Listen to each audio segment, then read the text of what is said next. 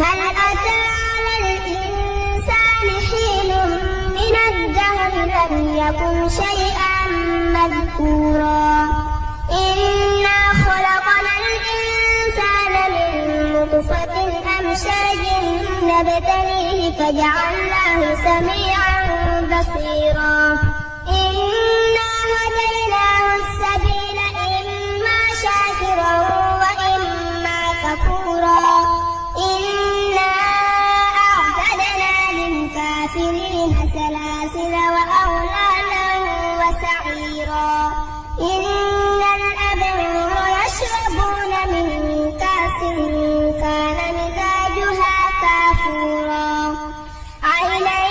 يشرب بها عباد الله يفجرونها تفجيرا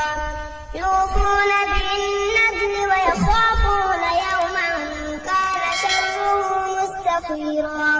ويطعمون الطعام على حبه مسكينا ويتيما واسيرا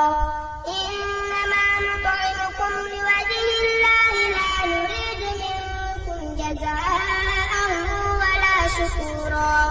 إنا نخاف من ربنا يوما عبوسا قمطريرا فوقاهم الله شر ذلك اليوم ولقاهم نضرة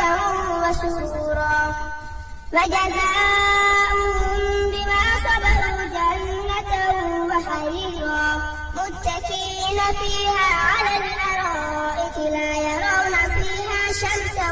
ولا زمهريرا ودانية عليهم ظلالها وذللت قطوفها تذليلا ويطاف عليهم بآنية من فضة وأكواب كانت قوارير من فضة قدروها تقديرا ويسقون فيها كأسا كان مزاجها زنجبيلا عينا فيها تسمى سلسبيلا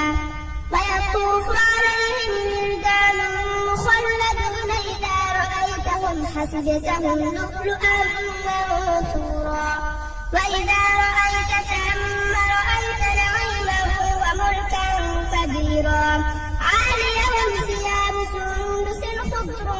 واستبرق وحلوا وسعير من فضة وسقاهم ربهم شرابا طهورا إن هذا كان لكم جزاء